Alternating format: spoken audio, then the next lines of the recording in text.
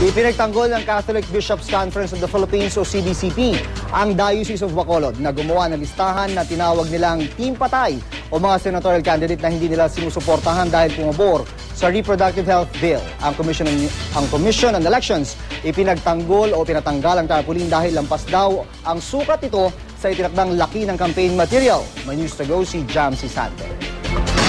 Team Patay at Team Buhay. Sa tarpaulin ito, inilantad ng Diocese of Bacolod ang mga kandidatong kanila raw sinusuportahan at yung mga nais nilang malaglag sa karera sa eleksyon 2013. Ang issue, ang pagboto noon ng mga mamabata sa controversial na Reproductive Health Bill na kalaunan ay nasa batas din. Ang Catholic Bishops' Conference of the Philippines o CBCP walang nakitang masama sa ginawang ito ng Diocese of Bacolod. Kanya-kanya na raw ng paraan ng mga diocese kung paano kukumbinsihin ang mga parokyano na piliin ang tinatawag ng simbahan na pro-life candidates. Karapatan yun ng diocese nila, no? Sa totoo lang kasi yung pagtatak ng Team Patay, totoo naman patay kang bata ka dahil kung ikay sumuporta sa RH law, maapektuhan doon yung mga bata sanang ipapanganak kasama ang nanay. Ang Commission on Elections, sinita naman ang naturang tarpaulin, hindi dahil sa mensahe nito, kundi dahil malaki raw ito masyado. Lagpas at itinakda ng batas ukol sa mga campaign material.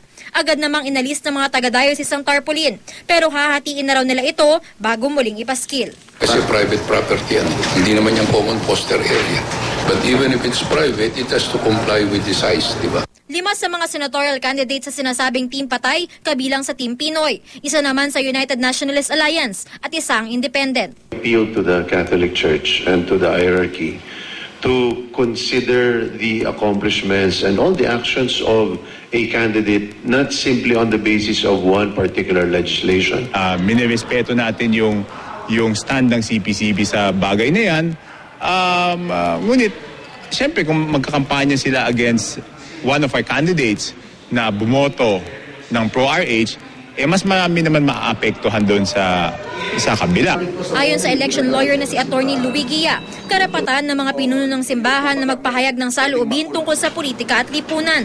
Pero mahalaga din daw isaalang-alang ang prinsipyo ng separation of church and state na nakasaad sa saligang batas. Pag ginamit mo yung loob ng simbahan o sa gitna ng service or mass na tinatawag sa mga Katoliko sa homily na halatang pumapabor ka or kahit na nagpapangalan ka ng sinong iboboto at sino at the very least, hindi nga malinaw ang batas natin dyan, ano? Pero I think violates the principle of the separation of church and state. Tila nakahanap din ng kakampi ang mga nasa Team Patay mula mismo sa isa ring alagad ng simbahan. Sa kanyang blog, sinabi ni Father Joel Tabora, isang paring Jesuita at isang awardee ng TOEFL o the Outstanding Filipinos noong 2010, binatikos niya ang paglalagay ng tarpaulin ng Diocese of Bacolod. Dagdag pa ni Father Tabora sa kanyang Twitter account, wala siyang nakikita sa RH law na pinapuwersa nito ang isang Katoliko na gawin ng isang bagay na labag sa kanyang konsensya.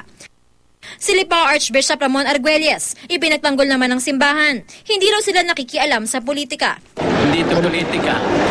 Ito yung morality. Ito yung kinabukasan ng ating bayan at saka ng ating nansangkatauhan.